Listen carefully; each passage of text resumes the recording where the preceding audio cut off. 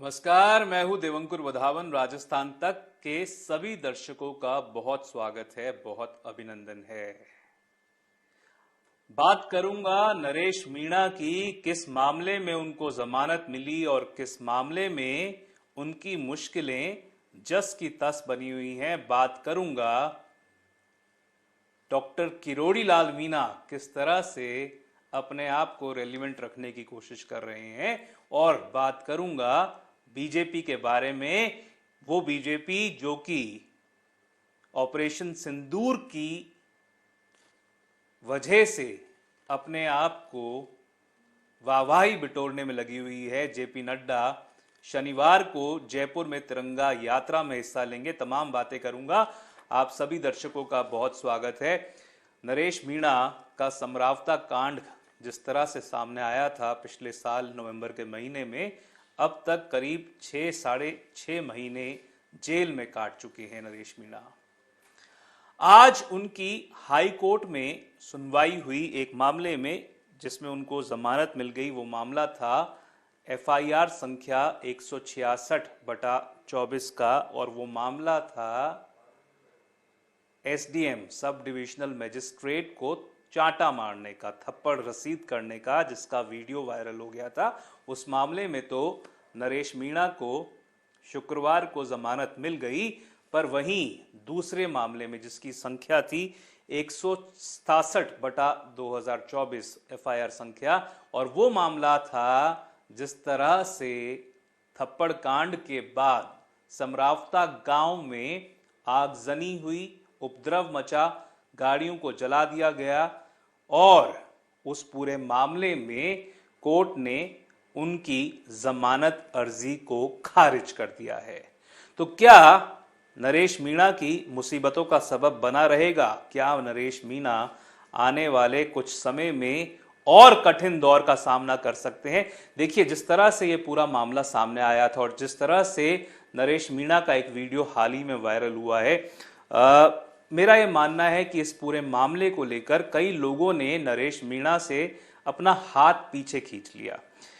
जिस तरह से पहले माना जा रहा था कि कई लोगों का उनको संरक्षण प्राप्त है, कई लोग उनको एक उभरते हुए नेता के तौर पर देख रहे हैं, पर थप्पड़ कांड के बाद मानो कई जो पहले उनको सगा मानते थे अब पराया मानने लग गए हैं। नरेश मीणा के इस पूरे मामले में क्या राजनीति हो रही है? क्या राजनीति के चलते लोग अब नरेश मीणा से अपने आप को उस तरह से कनेक्ट नहीं होते हुए देखना चाहते?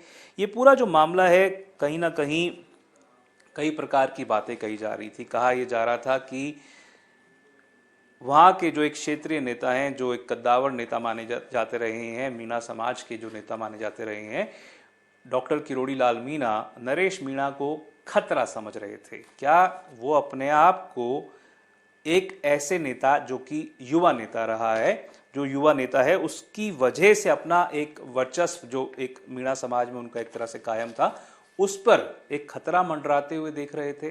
देखिए, ये पूरा मामला हालांकि सब जुडिस है, जुडिशरी अपना फैसला ले सकती है इस पूरे मामले में, पर जिस प्रकार की राजनीति होते हुए सामने आ रही थी, नरेश मीणा के परिवार के लोग इस पूरे मामले को लेकर सरकार से भी मिले थे। मुख्यमंत्री भजनलाल शर्मा से उनकी मुलाकात हुई थी, पर अभी तक क्यों नरेश मीणा जेल में है? और इस पूरे मामले को लेकर मेरा यह मानना है जुडिशरी अपना फैसला लेने के लिए स्वतंत्र होनी चाहिए। किसी भी प्रकार के दबाव में, ना तो मैं कह रहा हूं कि जुडिशरी इसमें एक्ट कर रही है और ना ही उनको एक्ट करना चाहिए, पर किसी भी प्रकार से सरकार को गलत रवैया नहीं अपनाना चाहिए, पक्षपातपूर्ण रवैया नहीं अपनाना चाहिए। जो भी न्याय सम्मत है, जो भी विद इन द लॉ है, वो उस पूरे मामले में एक्शन होना चाहिए।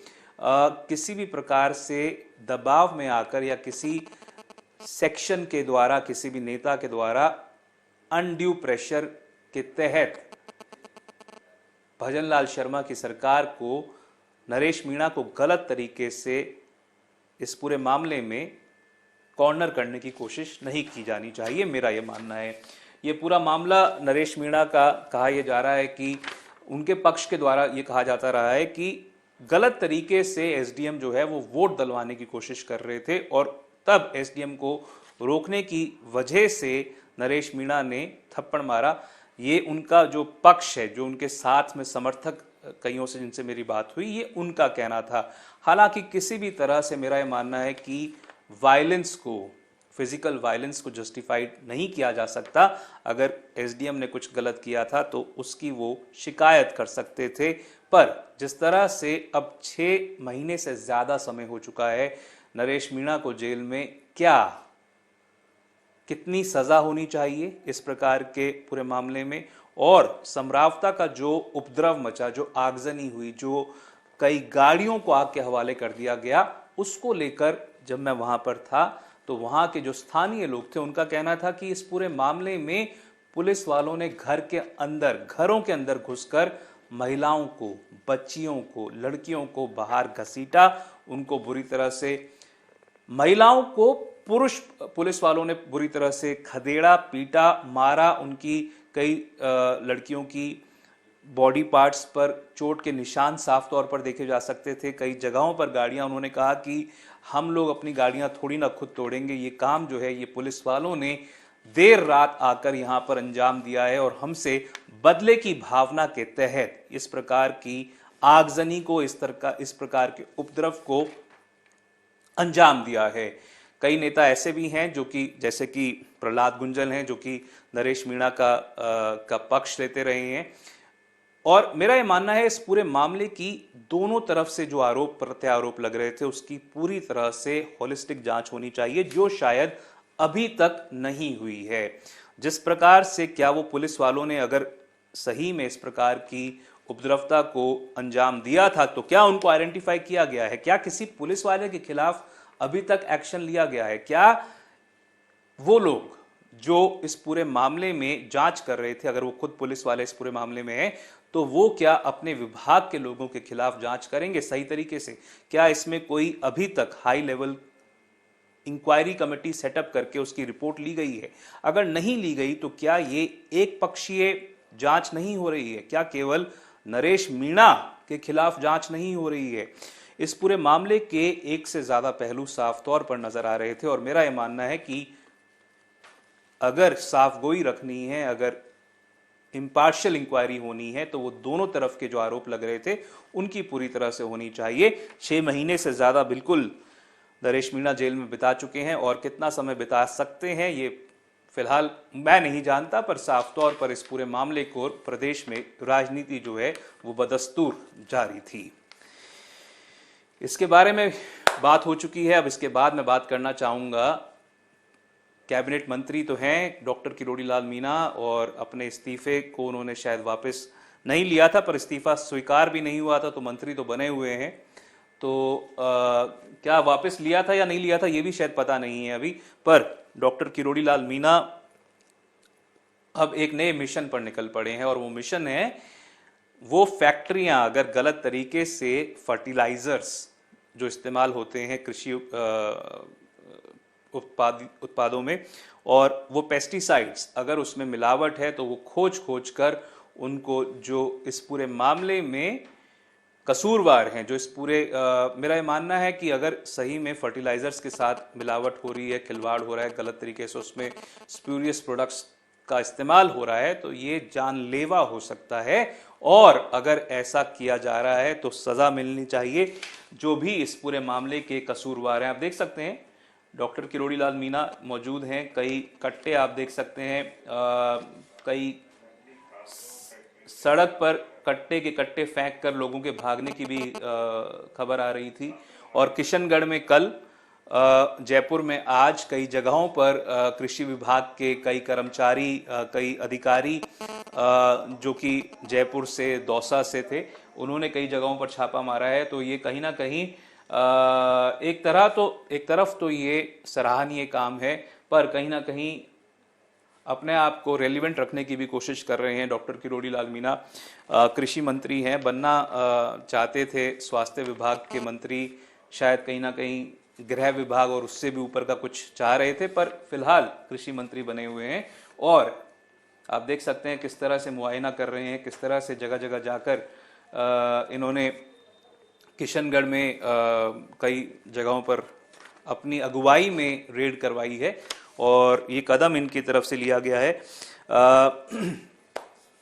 डॉक्टर किरोड़ी लाल मीणा दौसा, सवाईमाधोपुर, करौली, टोंक जिले के में अपना एक अच्छा खासा दबदबा रखते रहे हैं।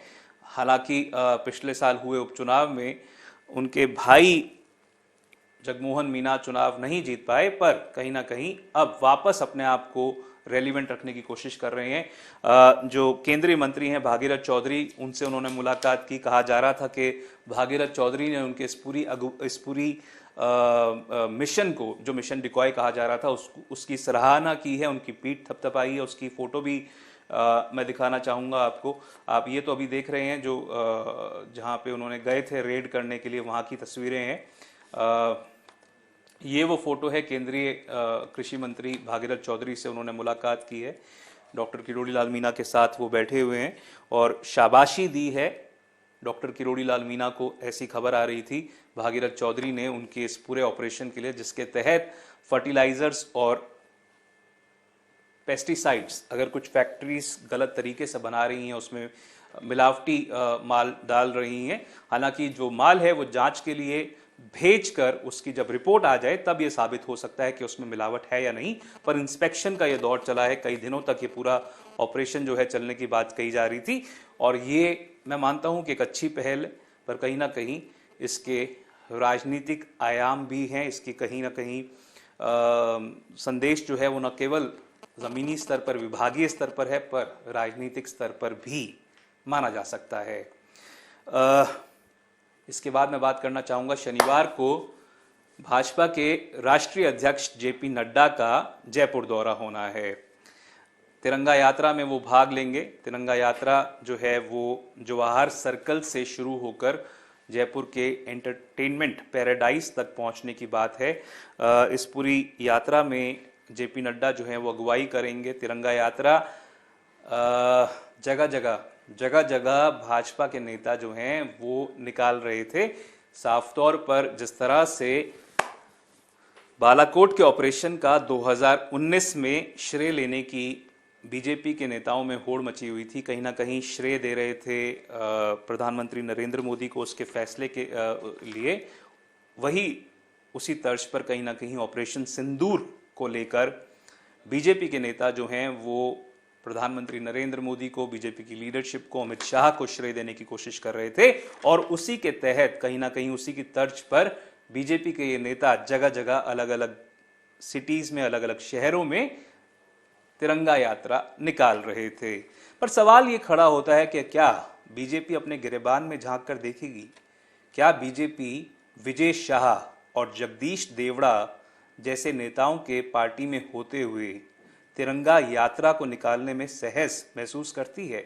वो पार्टी जिसका एक नेता, विजय शाह जैसा नेता, जो कि मेरी जानकारी के मुताबिक अभी भी मध्य प्रदेश की सरकार में मंत्री बना हुआ है, वो नेता पार्टी में रहते हुए और जिसने एक तरह से कर्नल सोफिया कुरैशी को आतंकवादियों की बहन तक बता दिया था या उनके समाज से बता दिया था। माफ़ी तो आप कुछ भी बोलकर अगर मांग ले तो क्या वो सब कुछ ठीक हो जाता है? ऐसे नेता के होते हुए क्या बीजेपी ने उस नेता के खिलाफ कोई कार्यवाही की है अभी तक? क्या बीजेपी ने मध्य प्रदेश के उप मुख्यमंत्री मिस्टर देवड़ा के खिलाफ कोई कार्यवाही की है अभी तक? अगर नहीं की है तो किस मुंह से वो तिरंगा यात्रा निकालने की बात करती है? क्या उसको इस पूरे मामले में दोगलापन नजर नहीं आता है? तो ये सवाल मेरा मानना है कि पूछे जाने चाहिए। बीजेपी के जो नेता हैं, जो नेतृत्व है, उनको देखना चाहिए कि क्या ये डाइकॉटमी नहीं है, क्या ये दोगलापन नहीं है कि ऐसे नेताओं के खिलाफ एक तरफ तो आपने कार्यवाही तक अंदरूनी स्तर पर नहीं की है और दूसरी तरफ तिरंगा यात्रा निकालने की बात की जा रही है। फिलहाल के लिए राजस्थान तक के आप सभी दर्शकों का मैं देवंकुर वधावन की तरफ से बहुत धन्यवाद।